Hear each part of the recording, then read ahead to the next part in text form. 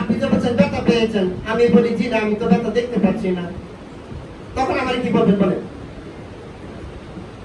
ব্যথা আছে না নাই? আচ্ছা, বাতাস আছে না নাই? দেখা যায়। চিমটি দিলে ব্যথা আছে না নাই? দেখা যায়।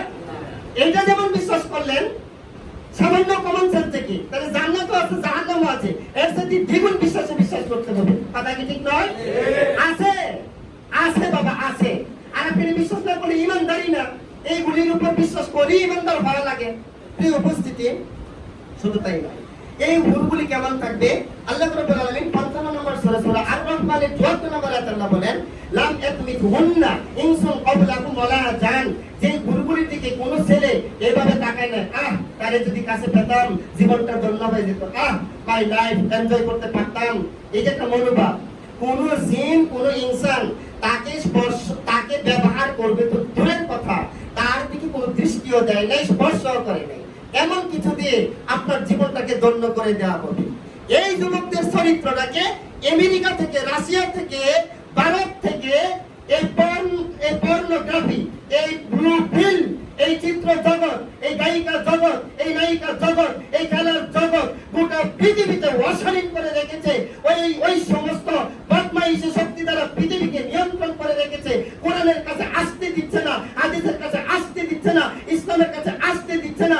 তারা যদি ইসলাম জেনে ফেলে তাদের মুরলগিরি থাকবে না, তাদের ক্ষমতাগিরি থাকবে না। তাই তাম পৃথিবীকে জিম্মি করে রেখেছে।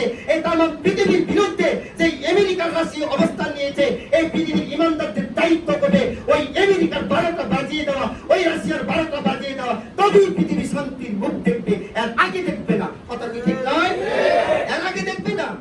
ওসামা বিন লাদেন রাহিমাহুল্লাহ সেই কাজ শুরু করেছে। উনি সেই কাজ শুরু করেছে, ওনার টাকা পয়সার অভাব ছিল না।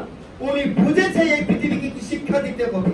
এক টুইন টাওয়ারে আঘাত করে পৃথিবীর ইমানদারদেরকে শিক্ষা দিয়েছে, এই পৃথিবীর মুমিনেরা, এই তরুণেরা, এই যুবকেরা, তোমরা তৈরি হও ওই জায়গায় যাওয়ার জন্য। আল্লাহ যেটা জান্নাতে রেখেছে, এই বদমাইশি ভবনগুলি, এই সমস্ত রাশিয়ার কেমলিন ভবন, আমেরিকার টুইন টাওয়ার ভবন, এইরকম যত রকমের ভবন আছে, টার্গেট নাও ইমানদাররা, টার্গেট নাও। পৃথিবীর সীমানা ভেঙে দাও, বাংলাদেশের সীমানা ভেঙে দাও, ভারতের সীমানা ভেঙে দাও, পাকিস্তানের সীমানা ভেঙে দাও, মালয়েশিয়ার সীমানা ভেঙে দাও। পৃথিবীতে কোনো সীমানা থাকবে না। এক সূর্যের আলো যতটুকু জায়গায় চলে, এক কালেমার পতাকা ততটুকু জায়গায় চলবে, এক কোরআনের বিধান গোটা পৃথিবীতে চলবে। এই জন্য আমরা পৃথিবীতে এসেছি, আল্লাহ পাঠিয়েছি। কথা কি ঠিক নয়? কি এক আবদ্ধতার মনোভাব নিয়ে জীবনযাপন করছি। নতুন দিনের স্বপ্ন দেখেন, নতুন দিনের স্বপ্ন দেখেন।